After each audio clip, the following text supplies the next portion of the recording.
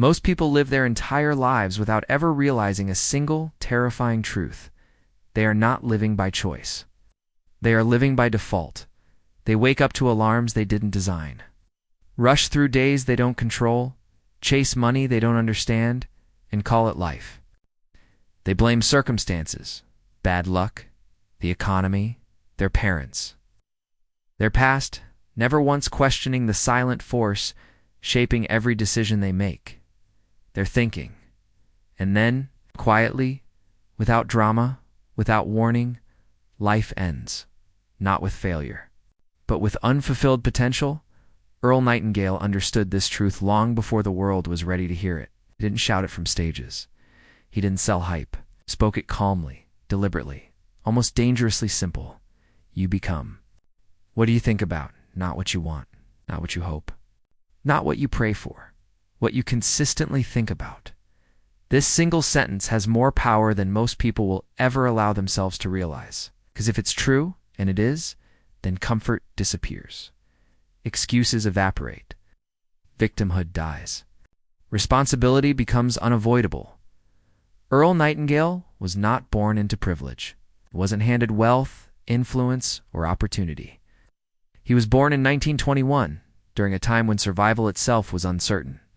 As a young boy, he lived through the Great Depression, watching families crumble, dreams shrink, and fear dictate the direction of entire generations. He saw something most people never see clearly. Poverty was not just a lack of money, it was a way of thinking. Then came war. Just 17 years old, Nightingale joined the United States Marine Corps. He wasn't chasing glory. He was searching for meaning. But what he found instead was a deeper confrontation with reality. He served on the USS Arizona at Pearl Harbor. On December 7, 1941, he stood at the edge of history as chaos erupted. Explosions tore through steel, and lives were lost in moments. He survived, but survival changes a man. When you face death, illusions fall away. You begin asking questions most people avoid their entire lives. Why am I here? What matters? What determines whether a life is meaningful or wasted?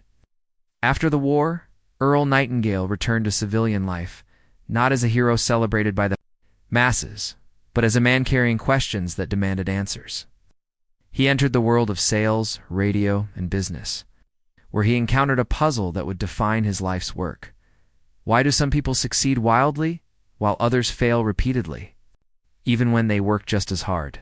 Why do two people start at the same place, with the same education, the same resources, the same opportunities, and end up living completely different lives?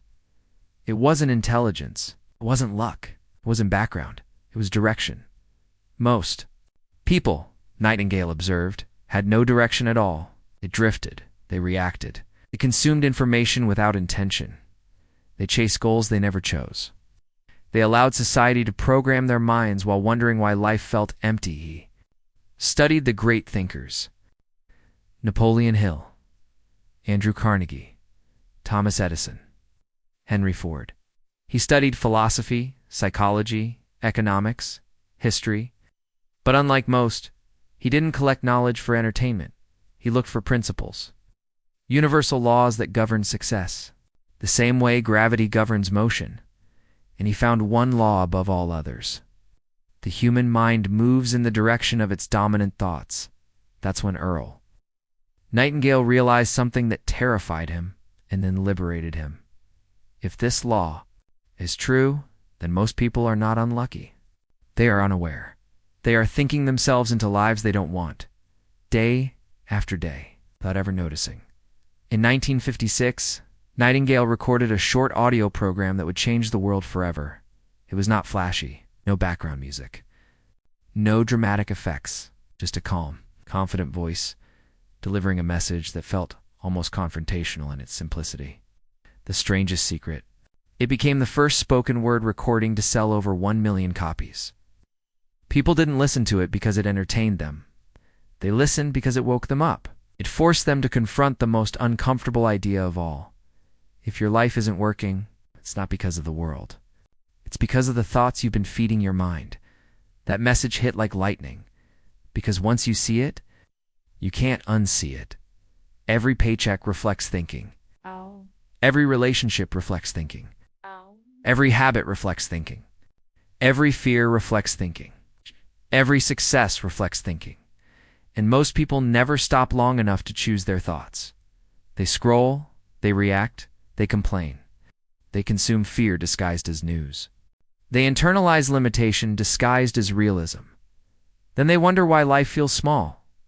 Earl Nightingale warned against this kind of living, called it drifting, the most dangerous condition a human being can enter. Drift doesn't look like failure. It looks like normal life. It looks like routine. It looks like being busy without progress.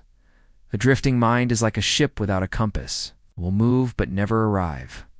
Nightingale believed the greatest tragedy was not poverty, illness, or even death. It was reaching the end of life and realizing you never aimed your mind.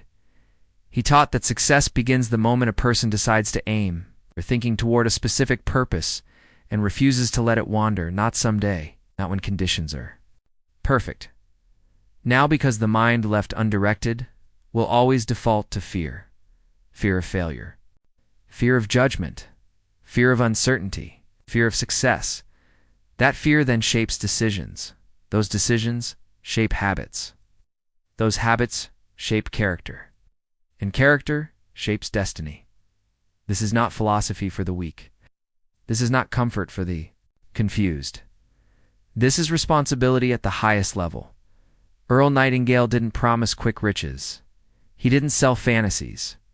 He demanded discipline, mental discipline, emotional discipline, the courage to stand guard at the doorway of your mind and decide what is allowed in. He believed that if a man or woman would spend just 1 year directing their thoughts toward a worthy goal while refusing distraction, their life would never be the same again, not because the world would change, but because they would.